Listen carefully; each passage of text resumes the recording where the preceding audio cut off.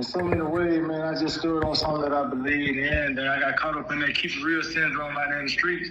Yeah. And just refused to turn the state, man, in the murder case or whatever, refused to testify against my co-defendant. You said the keep it real syndrome. What's the keep it real syndrome? Well,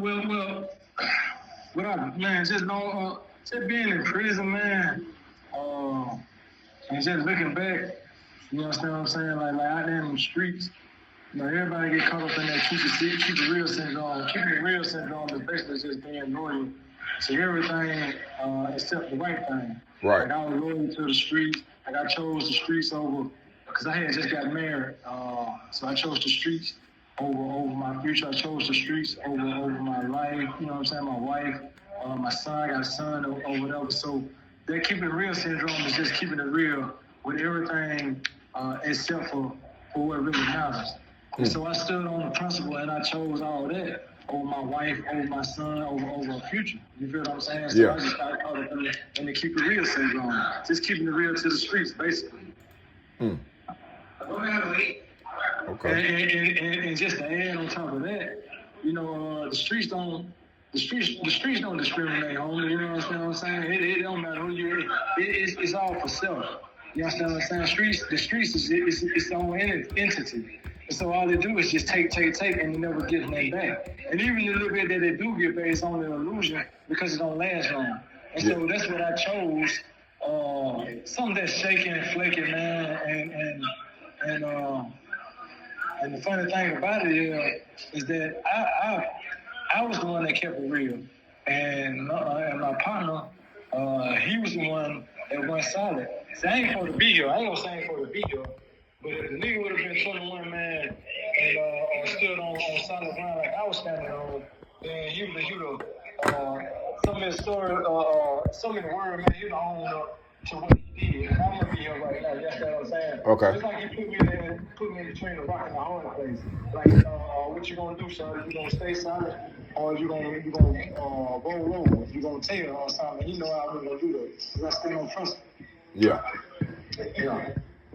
So, but with this principle though, like, so you put a lot of people at risk. You put the family at risk. You put your children at risk with keeping it real with the streets.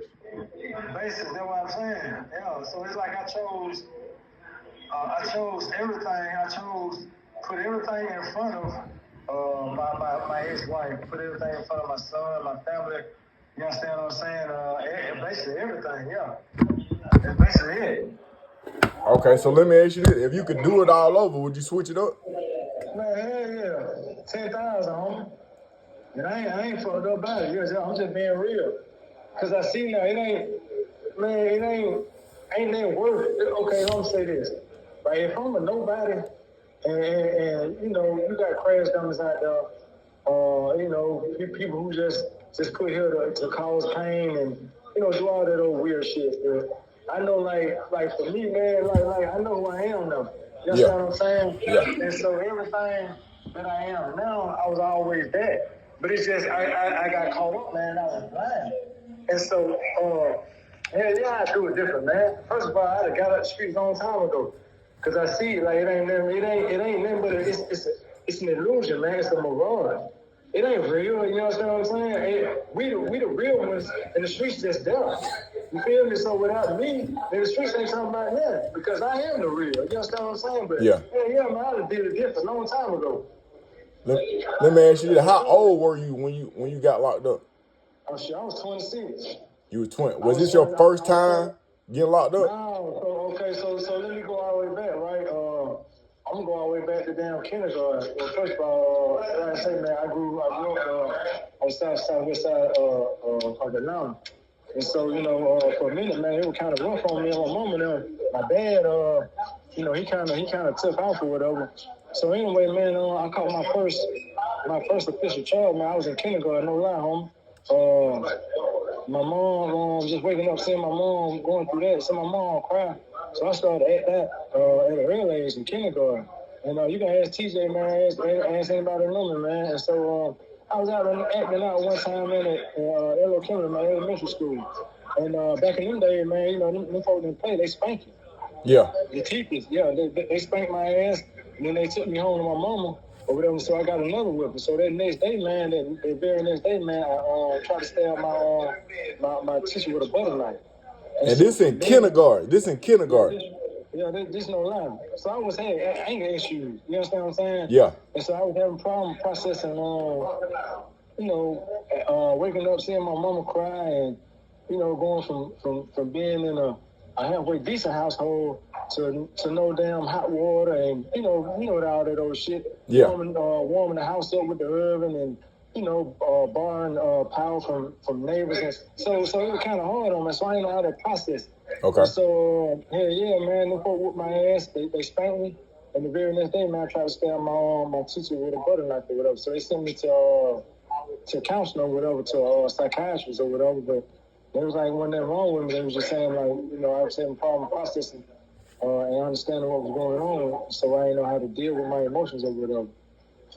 So yeah, that was officially my first aggravated assault in kindergarten. But then I got caught with a gun. I was like maybe 13, 14 out there, man. When I got my mom and got us put out of apartments or whatever. My mom lost her Section 8, so she had to go move back in with my grandma. And I had to move with my dad off Camp Creek Parkway off the Washington Road, 4500 block. And then it just went down here from there. You know what I'm saying? Okay.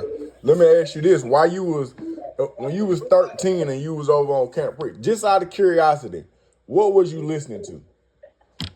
Man, shoot, what it was, Spice One, damn, MC8. I think that was around the time when damn Outkast first came out. Yep. With they music, Ghetto Mafia. Damn, of course, you had Master P, Cadman. That shoot, man, I can go on and on. You know what I'm saying? But it was majority rap, man. Just down south rap. Around that time. And what, if any, effect did that have on you? Do you think that had an effect on your day to day?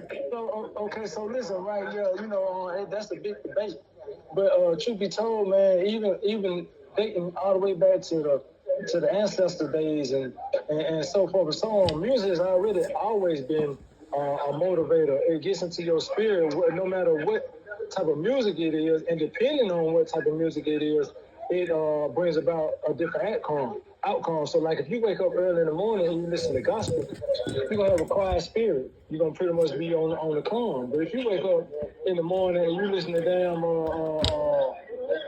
just to name a few damn Spice One back in them days, ain't nothing but some gangster rap going on now. Yeah. Ain't doing nothing but some killing. Right. So it affects your way of thinking, your how you feel, and your energy on a day-to-day basis. Yeah, dude. Okay. So what do you see that the music that is being played now has an effect on some of the younger generation that's there now? Yeah, homie, you already know that. Shoot, listen. So the thing of it is that growing up in Atlanta, man, we never. Back in my day, we never did games. The only games that was around that time, man, it was hanging out downtown at 5 Points, and there was a lot of GD. Yeah. The only time I ever seen a game. Okay, so we didn't grow up on it, but nowadays you got damn near all of the industry, all of the if not movie actors, singers, rappers, or whatever, these folks are affiliated. Yeah. So that's what they promoting. You feel what I'm saying? And so the problem with the youth is they just like to imitate. You know how it was when we were growing up, man. You seen even when we're not there playing throw up tackle or whatever. I'm such and such, or I'm Emmitt Smith or whatever. So we imitate art. You understand what I'm saying? So yeah, it plays a major part. Bro, it's funny. It's funny you say that, bro. Cause we sound like we about the same age. So listen, when Different World came out, guess what, bro? I wanted to go to college. Cause I had seen. Yeah. Now check this out though. Now when Spike Lee dropped Malcolm X, bro, I wanted to be a Muslim, bro. I had them folks taking me down to the West End to the mosque. Hey, guess what? And you weren't the only one, man. I got a personal partner, man. I grew up with Brandon and whatever, and so that was our thing. So we was just blowing in the wind, whichever way the wind blew. We was going in that direction. Yep. So hell yeah, and it's still the same thing going on now, right now to this day. And let me add this on top of, man. it's like personal situation, man. You know, the youth, man, they hurting out there because hell, majority of us locked up. You know, the daddies, the uncles, the ones that gonna keep them in line. So it's hard to find somebody that's gonna keep them in line because we all locked up. Yeah. And in their eyes, and along with what's being promoted, you know, through the music or whatever, this is where they get their stripes at. See, you understand what I'm saying? So Yeah. It's until you come down this road or travel this path or whatever, you consider the lame. You understand what I'm saying? Yeah. So unless you come down this road or whatever, you lame as hell, homie. You feel me? Yeah. And so yeah, that's what's going on right now. Man, but we end up on the other side, bro. We end up working for the lanes. The lanes is the people that's writing the checks. Hey, so listen, right? Exactly. So now let's revisit that question. Now, who really is the lane? Oh, you man. What I'm saying? Yeah. Them folks out there living. They doing what they want to do. Yeah. And we in here being told what to do. And Yeah. being controlled and can't move when we want to and shit like that or whatever. So yeah. You absolutely right. Man. So are you able to tell us what camp you at? I would rather not. Okay. So now let me explain, right? Yeah. So with the state of the prison system right now, and everything that's going on, I'm at one of the worstest prisons it is or whatever, and not to mention that it was mentioned on the DOJ's list. One, you understand what I'm saying? Yeah. So I would rather not right now just to be on the safe side. That's a smart move, bro. That's a smart move. I'm gonna tell you about a situation I had, and okay, so a couple of months ago, they had a young lady who got unalived by an inmate because he had a firearm. Right, I know So, exactly what you're talking about. so the situation is that, you know, I did 10 years, so I still got brothers that's locked up. So I called and I got an exclusive. I'm talking about the numbers going up, bro. When I said that man called me at 3:00 in the morning, man, and you know, the politics of the chain gang just became very real, bro. Cause they was like, he was like, bro, please take that down. Please take that down. Yeah, please take that down. So you got to be extra careful or whatever. Yeah. That's their aim. That's the only way they know what's going on. That y'all know what's going on in here anyway. Outside of that or whatever, man, they wouldn't have no problem with it. It's exposing them. It ain't got nothing to do with us. It's exposing and shedding light on their dirt. And stuff that has been going on for years. But hell yeah. So if you've been in there since what year? 06. 06. So I came home in 06. So the difference is this, bro. The whole time I was there, I never seen a cell phone. I'm talking about. Nah, they haven't back then. Bro, I heard about one, but I never saw a cell phone the whole 10 years that I did, bro. And even at Alto, bro, we had some stabbings and we had some killings. But bro, I'm paying attention. I'm able to get the paperwork and see how many people are getting stabbed. This just on record, because I'm pretty sure it's some that don't get reported. Some that slip through the cracks. You're absolutely right. Yeah. And I'm looking at it, bro. The numbers is ridiculous, bro. Yeah. It's that's real though. Bro. So could you explain the temperament in reference to just survival and as a OG? So man, it's okay. First of all, I ain't affiliated. I ain't never been affiliated. Okay.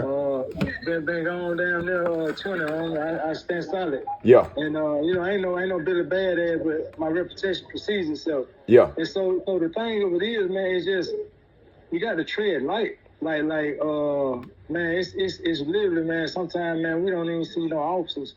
Down there, we might see them like one time early in the morning. If we don't see them like later on, and sometimes we don't even see them. Like in the situation, the little spot where I'm in, they don't even come back here. Period. Where it's certain shifts, and so the mind frame, man, is just survival, man. You gotta first of all, you gotta be careful who you let in your circle and who you keep out. You gotta be careful who you offend. You gotta be careful who you talk to, who you don't talk to. You gotta be careful how you move. You don't want to show too much. You don't want to do too less. You understand what I'm saying? Yeah. And so me personally, man, I believe I'm really, because they've been throwing up a term in here, whatever it's called, PTSD or PTSS or something like that, or whatever. Post-traumatic stress disorder.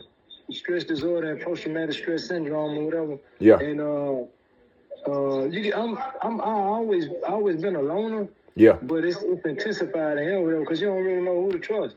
You might have some dude, man, and they be screaming the city, because you're from the city or your own neighborhood, your old neighborhood. They scream that just to play up on you. Yeah. Then next thing you know, you got about 4 or 5 other dudes running down on you trying to rob you and shit like that or whatever. Yeah. So it's real. It's crazy, man. With by the grace of God, and that's another thing.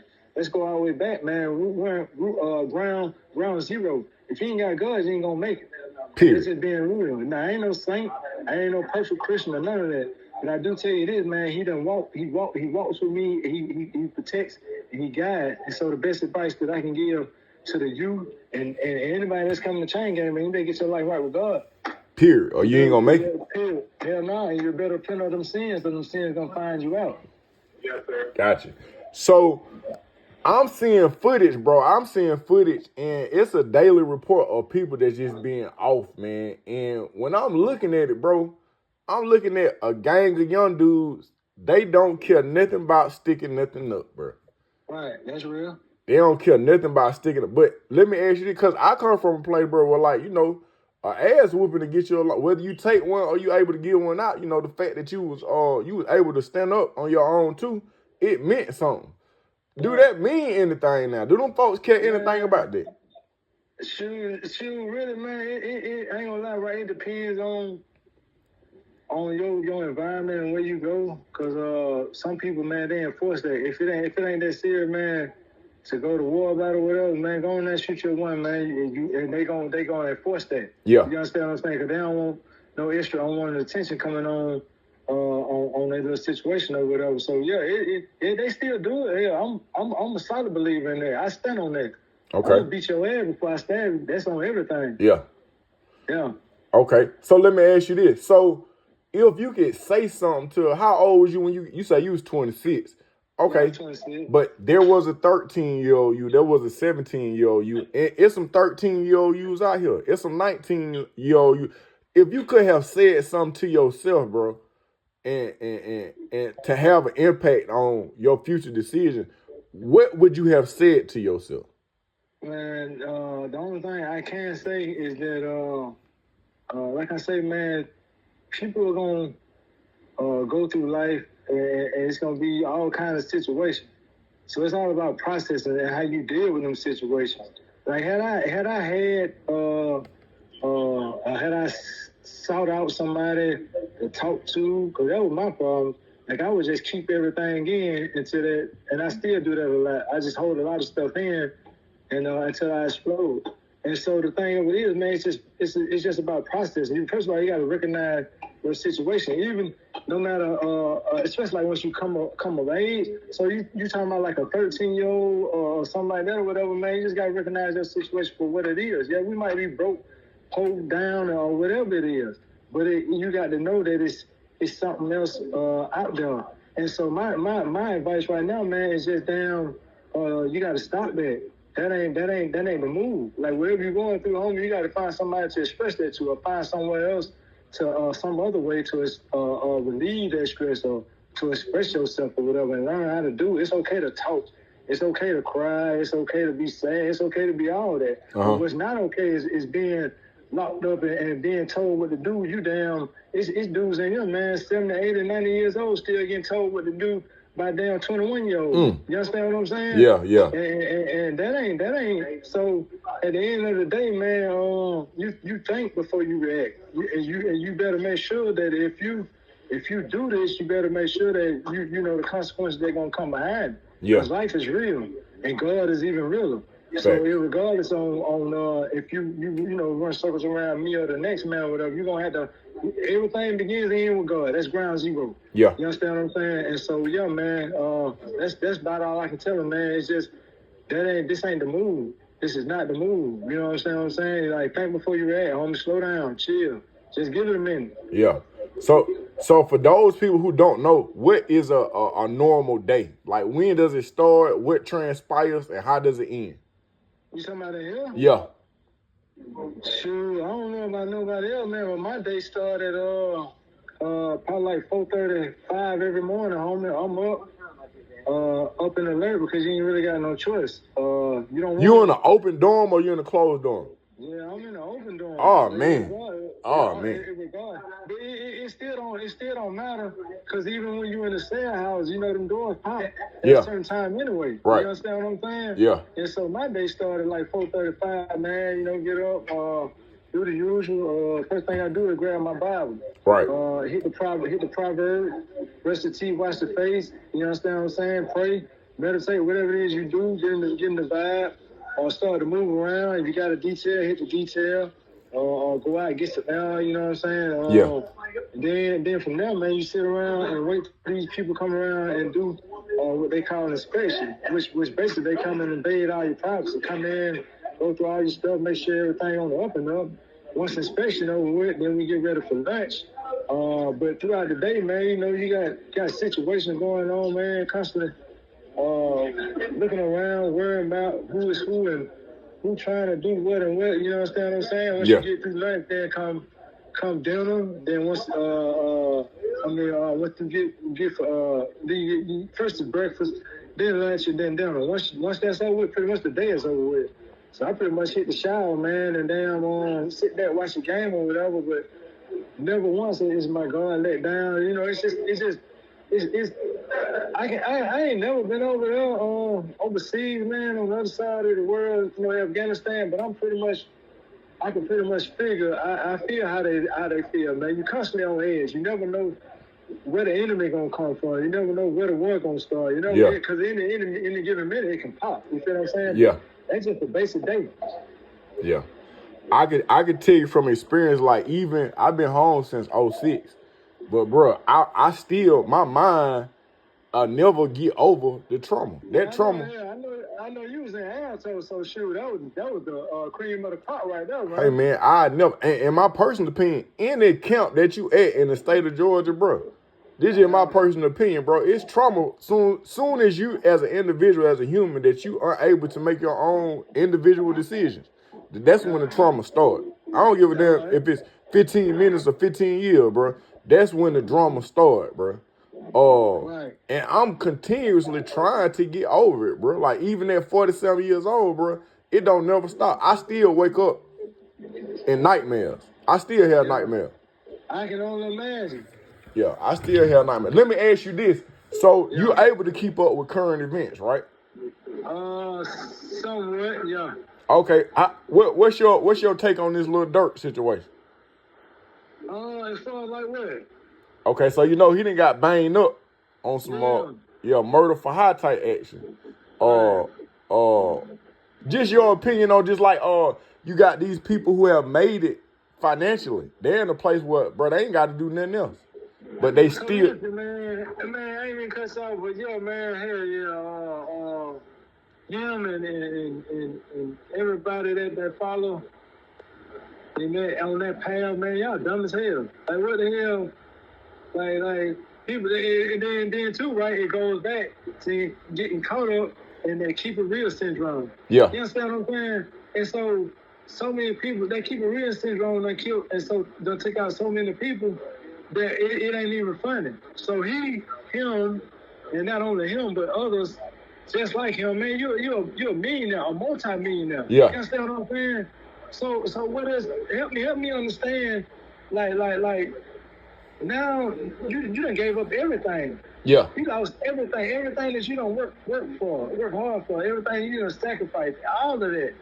You done lost all of that just trying to fulfill an image or just being so dumbfounded that you can't even see that. Come on, homie, you can't keep living like that. Yeah. You can't keep doing the same thing and expecting a different result. You feel what I'm saying? Yeah. And so that, to me personally, man, anybody that made it, that has made it to that status. Shout out to G6 Street Reason, Alabama. My girl, I just came back from Alabama, bro. Or whatever it is I can do. But as far as like me getting my hands dirty or even on anything like that, come on, man. I got people depending on me. Yeah. Damn all that. Hell no. Yeah, that was dumb as hell if you ask me. Okay.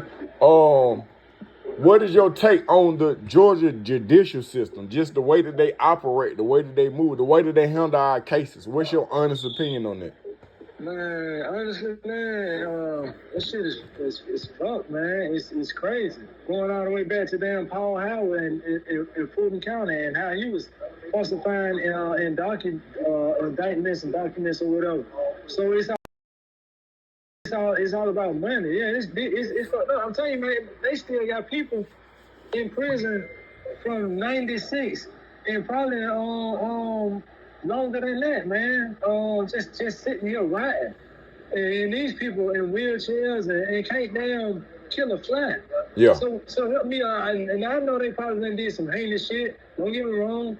And they play a major part in it too, right? Yeah. At the same time, what about those of us, somebody like myself, man? I ain't had no DR since damn on 2010, 2011, homie. What? I ain't never got caught. I ain't never got caught with no cell phone. I ain't never stabbed a nigga or killed a nigga or none of that. And so they continuously overlook those and giving the wrong people parole. Like say for instance, you may have somebody, man, and you go pull up their DR history. This nigga they about to get him parole, but he just stabbed 5 people and he gang affiliated and got caught with 25 cell phones. I'm just exaggerating, but they'll give him parole quicker than they would somebody who ain't giving these people no problem. Bro, I got a theory behind that too, bro, because the state of Georgia has one of the highest recidivism rates in the United States. Recidivism is the rate at which individuals return back to jail. In the state of Georgia, bro, they only expect for you to stay out 18 months. It's almost like having a slave that you let free, but you know he don't know where to go. So he ain't got no choice but to come back to the plantation. Exactly. Yeah. Right. So now that leads to my next question, because when I was at Alto, this is what I am going to say, bro. Prison is a horrible place. And it's dumb. But what I'm telling you is this right here. When I was at Alto, bro, I learned some stuff that is helping me stay out of prison to this day. Bro, I took auto body and painting. I took barbering. I took culinary arts. I took a computer class. Bro, these skills help me stay free today. So let me ask you, are you able to learn something while you there? So to even indulge in the rehabilitation aspect of things. Right. So check this, right? So that real what you saying, right? And that's very important. Like when you come to prison, man. So, but to answer your question, yeah, I got my GED in 2017 from Washington State Prison. Bro, I was at Washington for a little bit. I was there with Miss Dennis. I took a computer class with Miss Dennis. Yeah, that's customer service computer technology class. I got that too. Bro, I took that. Bro, that's how I designed the cover of my first book that I dropped when I came home, bro. Right. So now check this out. Check this out. Now in her class, bro, you go through Outlook, Excel, all that. Bro, when I got home, I used it on the job application, bro. I used Excel today, bro, for what I learned in that lady class, bro. Exactly. So long story short, hell yeah, bro. And then after I got that, man, by the grace of God, I landed at Leesburg State Prison. So there, I got my welding certificate. I was trying to get my OJT, and so let me back up. So so one of the main problems in the prison system is for somebody like myself, what they do is they give people with lesser time the first opportunity to take these classes. Right. And if you got a life sentence or a long time or whatever, you don't. They say they put you on a waiting list, but it's rarely that they even consider you. Right. So but the thing of it is that the people with the short time, they don't give a damn. They ain't here smoking. Strip and smelling comment and climbing the wall. They don't give a damn because they finna get ready to go. You feel what I'm saying? And so, to answer your question, man, the judicial system, man, in Georgia, man, it's screwed. I really wish, because they've been doing a lot of protesting against Brian Kemp. Yeah. And I really wish that I really feel like this is the perfect timing for Stacey Abrams. She ran twice, but she for some reason they didn't want to let her in. But now everything is backfiring now. You feel what I'm saying? Yeah. These people are in a state of a panic. So they need somebody that's gonna come in and settle this stuff and clean house or whatever. And I feel like she would be the perfect one or whatever. Stacey what kind of policies does she have in reference to, rehabilitation? As far as like when it comes to the judicial system or whatever, she was thinking talking about doing away with mandatory minimums, Yeah. changing the life sentence time frame, and just a whole bunch of stuff that I don't want to misquote or whatever. Don't get me wrong, but I know that whatever she was thinking about doing or whatever, them folks weren't with it. So she had to been talking about doing something right because Brian Kemp wasn't talking about a damn thing. No, because you about to mess up their money, bro. They got this shit worked out how they want it worked out. Right, exactly. So it's all about politics, man. But hell yeah, man, they gonna have to do something now, man, because it's spilling over on their front porch now. So now the same politicians and lawmakers got nephews and sons and daughters in the prison system, and they're the ones that getting distorted. They're the ones that getting hog tied, and they finding, strung out on all this old weird stuff and all this old weird stuff. So now it's becoming a problem. Yeah. So now they got to do something. You understand what I'm saying? So yeah. Here's the weird part, bro. And I was just talking to some other people who had been previously incarcerated, and I was explaining to them. I say this shit a well-oiled machine, bro. It's going the way that they want it to go. Even with all the trades that I took, like when you take barbering, bro, you can't get no license. They'll give you the hours, but when I come home after I done did 20, 30 years, I still got to come home and go back to school for this shit. That's right. You're right. How much sense do that make? Like even with welding. So when you come home, you got the hours, but you still got to get certified. Well, you got to start all over again. Bro, if you want to reduce people going, bro, welders make money, bro. Yeah, I know it. Welders, electricians, plumbers, they make money, bro. I know it. You want to reduce recidivism, incarceration, and improve entrepreneurship, bro. Get these folks the trades they need so they can stay up out of jail. Yeah. Now, not only that, man. Don't get me wrong, man. Like I get it, cause it's some senseless just retarded dumb stuff that's going on out there on the streets today. So I get, up in the lights. I understand all that. I ain't tripping on all that. My thing is this, somebody got to make the parole board answer to somebody here in Georgia, because right now, man, them folks got absolute power, and they ain't got to answer to nobody. You feel what I'm saying? And so you got people, like I say, man, going back, you got people here, man, that ain't had no deal and don't know how long. These people doing the right thing. They got family members calling, they got family support, they got this, they done showed, well, there ain't no problem, none of that, man. But you'll turn around and give this other dude over there, man, he done got caught with something. And you look at, and you compare the DR history, and you will see who read it and who not. But yet they give the other dude the chance who caused all the problem and put him back on the street. Because like you say, it's almost a slave mentality, because they know that Toby, we'll let him go for a minute, He'll be back. He don't know what's going on, and he'll be right back. Yep. You feel what I'm saying? And so you're absolutely right, yeah. It's job security, bro. If you come out and you don't come back, I can't make no money off you. I need you to come back. So teaching you how to not to come here. Think about like in Altos and Hammersham, bro. There's a certain population that is employed by the prison system. Right. So that's a small town. That's it, bro. You got generations, just like you got generations of black people that's locked up. You got generations that work at the prison, bro. That's their skill set. They COs. So when you start bro, right now, and I ain't gonna talk your head off, bro.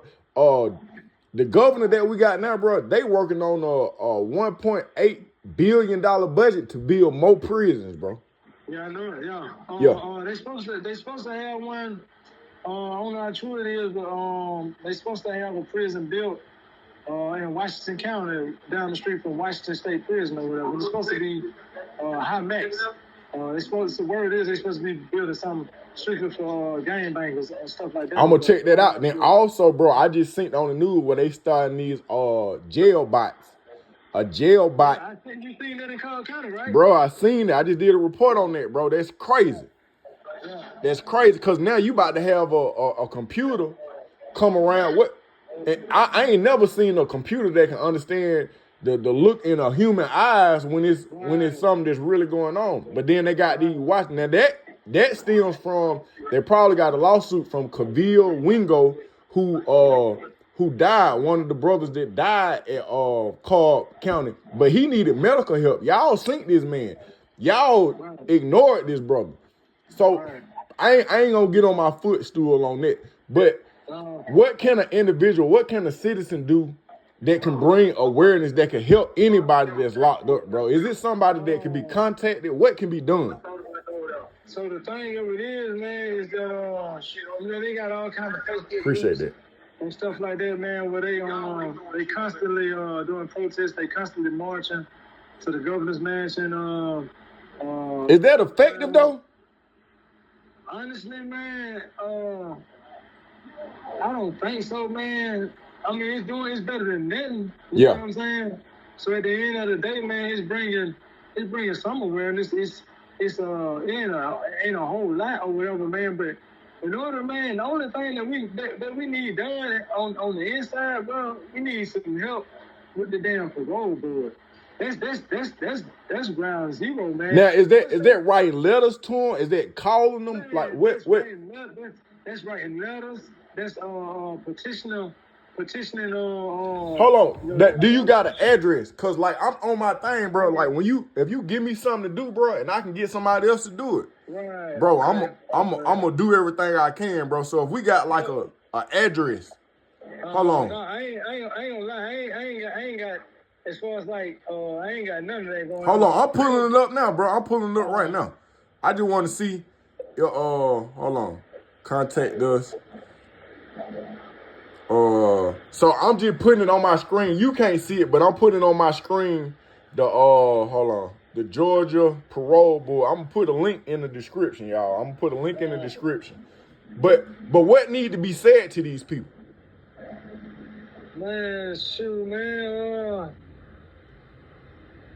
To be honest, bro, I don't even know.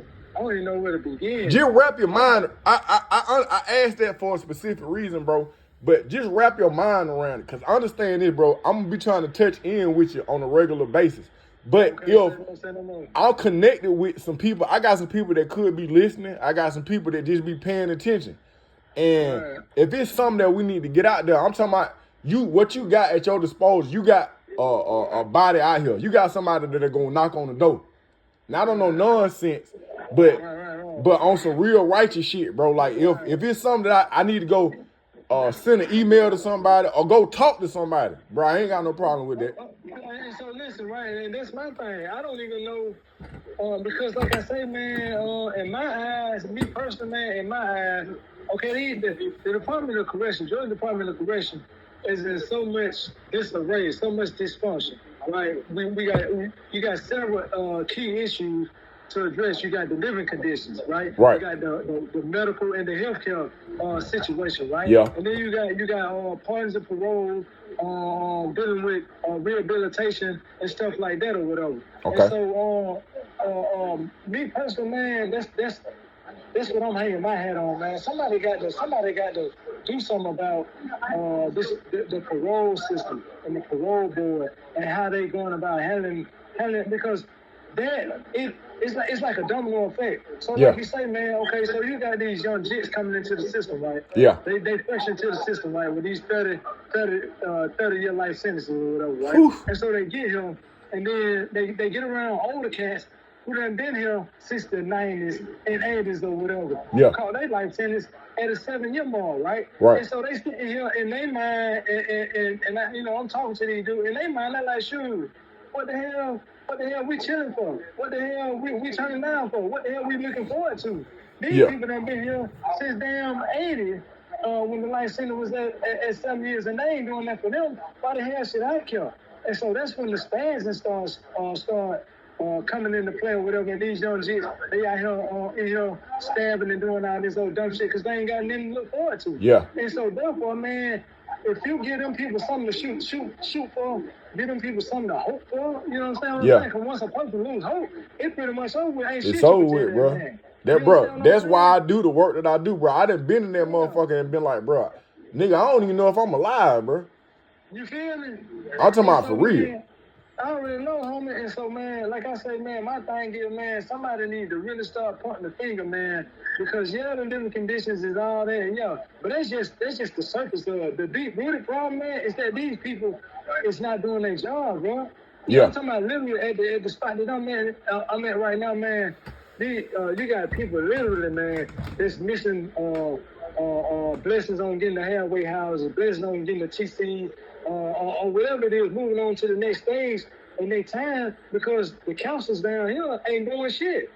The counselors ain't doing that. They ain't submitting the proper paperwork to the parole board, or they ain't petitioning who they need to petition on behalf of their damn people who they represent. Which is let me ask you this, bro, cause like I ain't even voted yet, but they having this big election by Tuesday, which is the 5th. That's a toss up, man.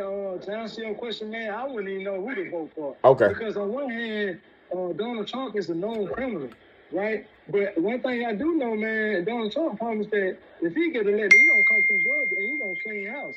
You understand what I'm saying? Yeah. From the top to the bottom. This what we got to start doing, bro. The people that have direct effect over the prison system, we got to start finding out what positions they hold, and then we got to start rallying around those individuals that gonna bring some true humane change to the situation. Cause right now, bro, I don't even be knowing. That's why I'm like, we got to do, me, you, and other people, we got to start doing research, so when we start asking for help, we know what kind of help we really need to get. We know before they run for office, we already got a transcript on this bitch, and we got to start there. We got to tighten the fuck up. If we're going to bring any peace to anybody, whether it be before us, during us, or after us, we gotta figure out how to help, bro. Because if not, the shit just gonna get worse. Yeah, you're right. And that's funny you say that, man, because I wouldn't even know, excuse me, where to begin. The only thing I know, man, is that the last report that they came out with on TV concerning the DOJ is that the Department of Correction had 50 days to improve on whatever it is that they told them that they need to improve on. And I'm at one of the prisons that was on that list. Okay. And since they came out with that announcement, most of the people that got stabbed, and a couple individuals done died. Yeah, I done seen that. I reported that on my page. Yeah, it ain't stopped. It ain't stopped. And so my thing is, man, I'm just waiting to see. Me personally, man, I'm waiting to see what's gonna come of that decision that the DOJ gonna make or whatever, and how they gonna go about handling the situation. Because I don't even know what's going on. It could just be some cloud of smoke that ain't talking about shit. You see what I'm saying? Exactly. But this what I'm gonna do. I got some attorney friends. The same way me and you having the conversation, bro. I'm gonna get them on here and see if I can't have a conversation with them and see what can be done. Cause I'm gonna tell you like this. So I got a full pardon from the state of Georgia. I got my license to carry.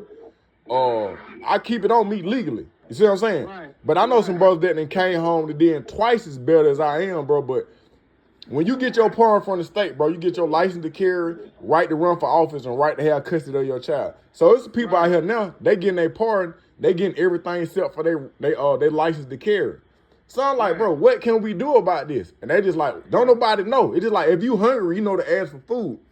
This shit set up so you be confused. You don't even know what well to tap. You don't know what to do. So, but this is what we do got the power to do, bro. Like how we coming, cause I'm thinking I'm finna come on here and get an interview from somebody. No, nigga, we finna figure out how to bring some solutions to somebody. The first thing we gotta do, we gotta talk to some people that get paid, that's educated, and understand how this process works. Otherwise, we just bullshit each other. You see what I'm saying? So I'm gonna get an attorney. I got an attorney in the family that will talk to me, bro. I'm gonna talk to him, and it's gonna be specifically in reference to what can be done. So then once we start figuring out what can be done, then we can start letting other people know what the fuck they can do. Cause people don't know. They think, oh, let me send them $10 or $15. Bro, that shit, it fill your stomach up. Hey, homie, guess what, shawty? Yeah, man, that's and so my thing is, okay, it's a bittersweet situation, right? Yeah. Because on one hand, you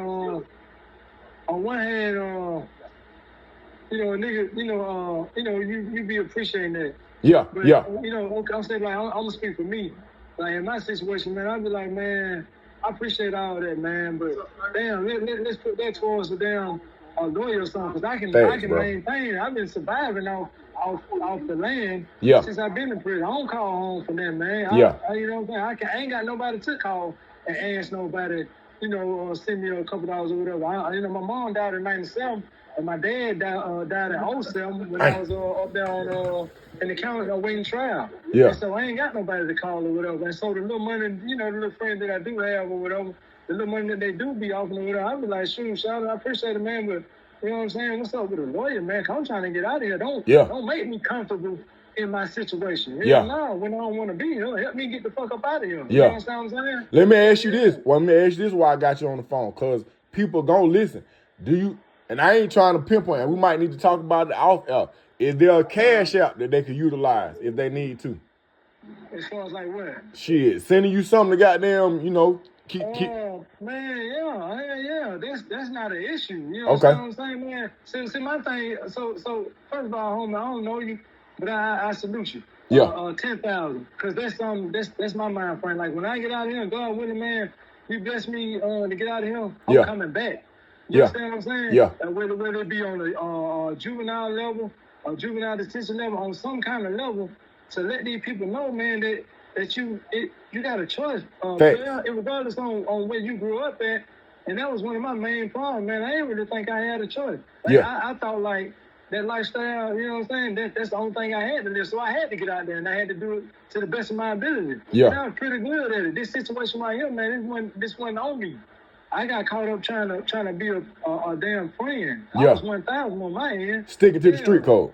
Sticking to the damn code, damn right. You understand what I'm saying? And so me and individuals are like-minded, man, we slowly dwindling away. Because I don't nobody believe in standing on shit no more, man. These supposed to turn on your ass, you better ass damn little dirt, and damn in the restaurant. These folks, man, niggas is for self. The streets ain't talking about nothing. So you sitting out there, man, you putting the streets and everything you love before everything that love you, which is your family, and the same ones you're going to have to damn call when your ass come to prison anyway. You put all that before them, you crazy as hell. And I know I was crazy as hell. Yeah. Now I know. Bro, I'm the same way, bro, the same way. And I think about it. And then I want to tell you that I came home and it just been peach. Bro, I didn't lay it down, bro. I didn't watch the nigga for weeks. I'm talking about for real. I'm going to tell you what broke me up out of it. Bro, I'm laid down in an abandoned house. I'm talking about to give my man the business. You feel me? Bro, mind you, my oldest child, who's 27 now, she was born when I was in DeKalb County. So when I came home, she was 9 years old. So when I came home, bro, I'm working, but it ain't coming together. So I go back to my old skill set, bro. I'm surgical with this shit. You feel me? So did the thing. I watch